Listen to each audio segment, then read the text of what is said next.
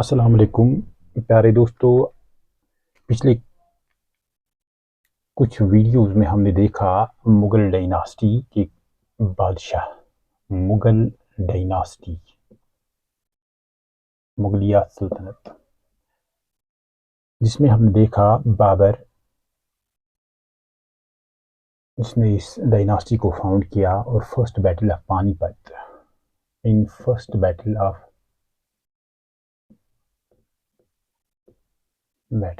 पानीपत में उन्होंने इब्राहिम लोदी को हराया।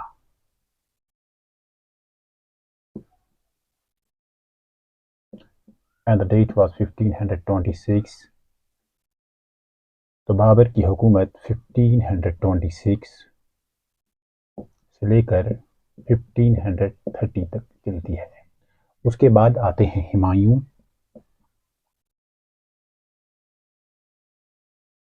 1530 to 1540। Intermediate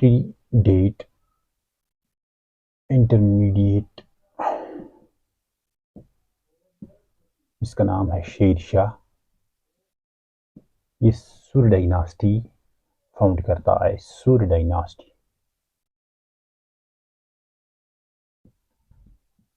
for 15 years from 1540 to 1555 when this Humayun comes back from Persia and continues its ruling.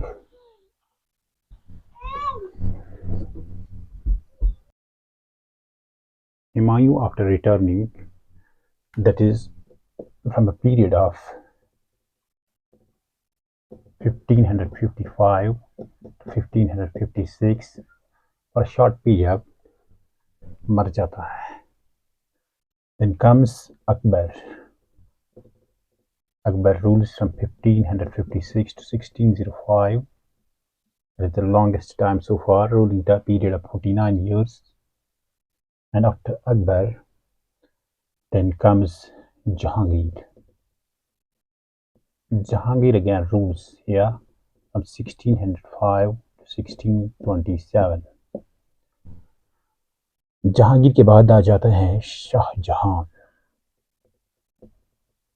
Shahjahan 1627 to 1658। आज जिस बादशाह के जिक्र हम करेंगे वो है यही 1658 से लेकर 1707। That is the same time period of 49 years जितना कि अकबर ने किया था। नाम है औरंगजेब। औरंगजेब का दूसरा नाम लकब आलमगीर, या यूं माने तो जिंदा पीर।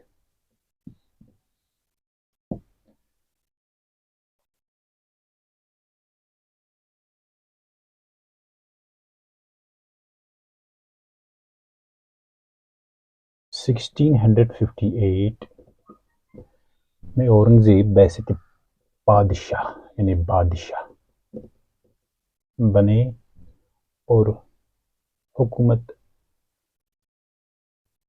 स्टार्ट कर ली, यानी बैसत हुक्मरान बन गई।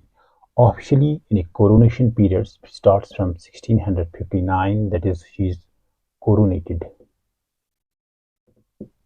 officially as ruler or king.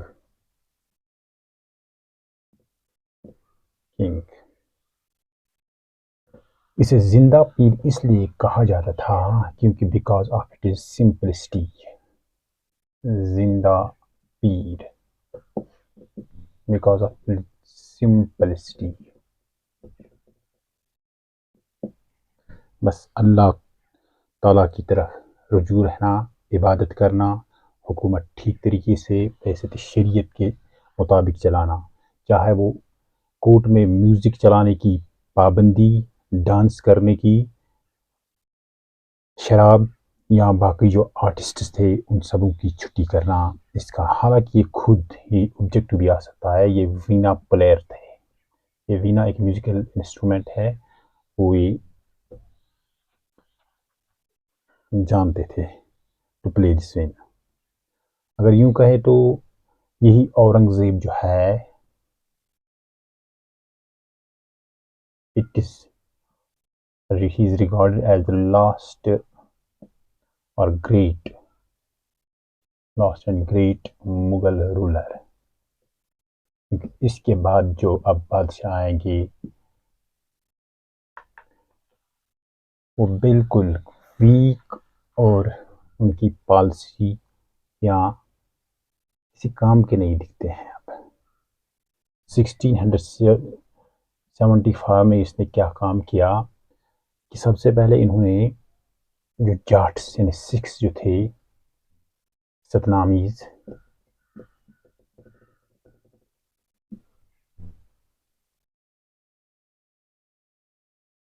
राजपूत्स, इनके खिलाफ एक मुहिम चलाई। वो थी औरंगजेब्स रिलीजियस पॉलिसी यानी सबों को इस्लाम की तरफ दावत देना कि आप मुसलमान बन जाओ, ईमान ले आओ, इस्लाम कबूल करो ताकि आप जन्नत हासिल करोगे। लेकिन ये सब इसके खिलाफ हुए और 1675 में बात यहाँ तक चली गई कि इस 9th सिख गुरु जो है, 9th सिख गुरु, इसका नाम तेज बहादुर, इसने अपनी बहादुरी दिखाई, बोला इस्लाम कबूल नहीं करने का है। तो फाइनली औरंगजेब ने उसे मारा। That is in 1675 he was executed when he said no to Islam। 1679 में उन्होंने क्या कर दिया, हालांकि ये खुद कंस्ट्रक्शन की तरह नहीं माइल थे, लेकिन एक टॉम्ब इन्होंने बनाया अपनी बीवी के लिए, जिसका नाम रबीउद्दौरानी, इसकी वाइफ, औरंगाबाद जो कि महाराष्ट्र में, आजकल के महाराष्ट्र स्टेट में मौजूद है। यहाँ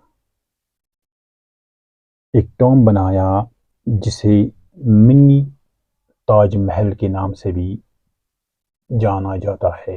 मिनी ताजमहल या बीबी का मकबरा।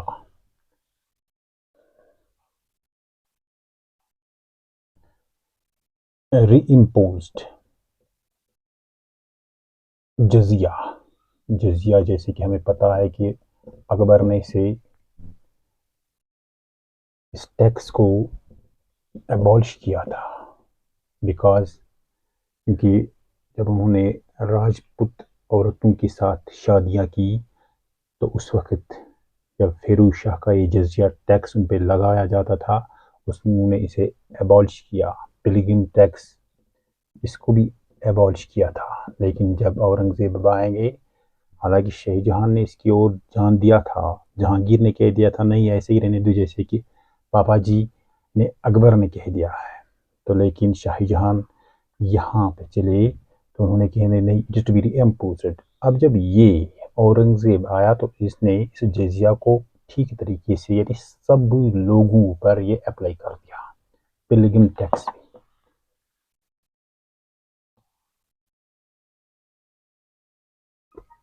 औरंगजेब ने, यहाँ देखिए, अगर हम ये इंडिया के मैप की तरफ देखेंगे थोड़ा, इन 49 ईयर्स में फर्स्ट हाफ पीरियड जो था वो था ये जो नॉर्थ और वेस्टर्न की तरफ औरंगजेब ने अपना टाइम बिताया। तो उसके बाद जब उसे लगा कि यहाँ पे इस डेक्कन एरिया में कोई मराठा अपनी सल्तनत को फैला रहे हैं, तो उन्होंने काम क्या दिया कि यहाँ के जो डेक्कन स्टेट्स, चाहे वो बीजापुर हो, गोलकोंडा हो,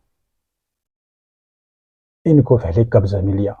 और इसी तरीके से जब इन्होंने बीजापुर और गोलकोंडा को कब्जा करने की कोशिश की, उसे तो उन्होंने किया भी, लेकिन ये माना जाता है कि ये इसकी बहुत बड़ी गलती हुई कि इनको एनेक्स किया अपनी तरफ, क्योंकि यहाँ के लोग अब इसके खिलाफ बन गए।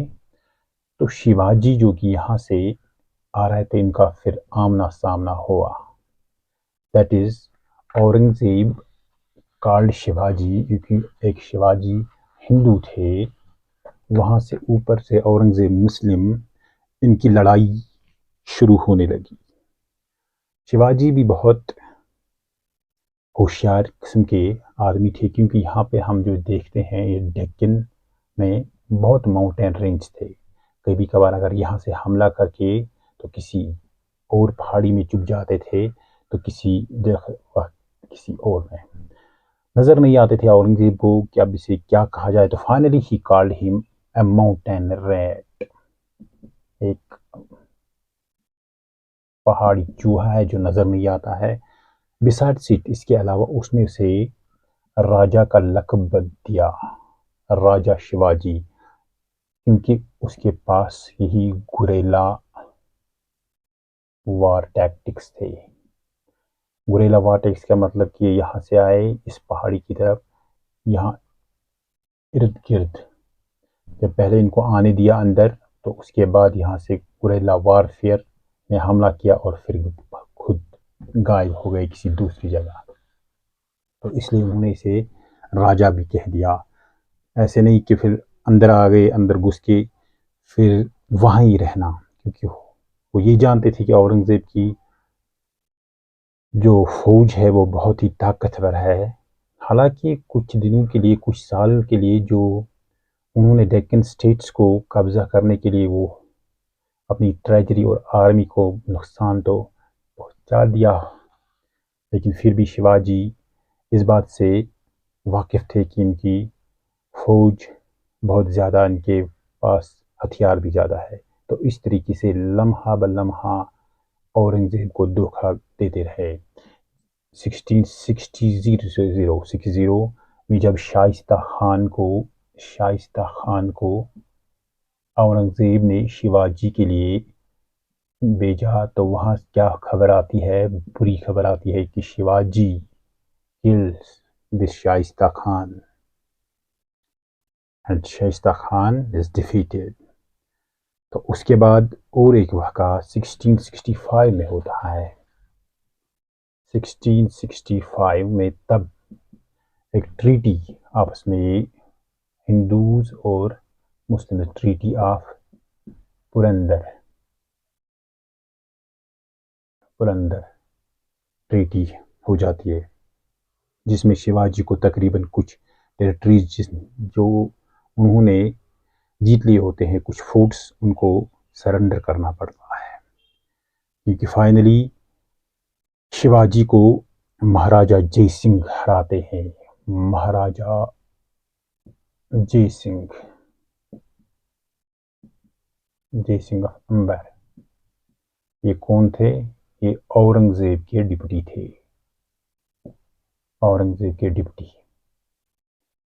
हराकर ये फाइनली, हालांकि शिवाजी ने ये ट्रीटी मानने के बाद जब उसे कोर्ट में दाखिल किया गया, शिवाजी को धोखा दिया गया वहाँ, और ही वॉज इम्प्रेस्ड। बात ये हुई, शिवाजी वहाँ से किसी तरह, बताया जाता है कि मिठाइयाँ की टोकरियों में बैठकर वो फिर वहाँ से बाहर निकल आते हैं, तो जंग फिर से शुरू हो जाती है। यूँ कहे तो मुगल और राजपूत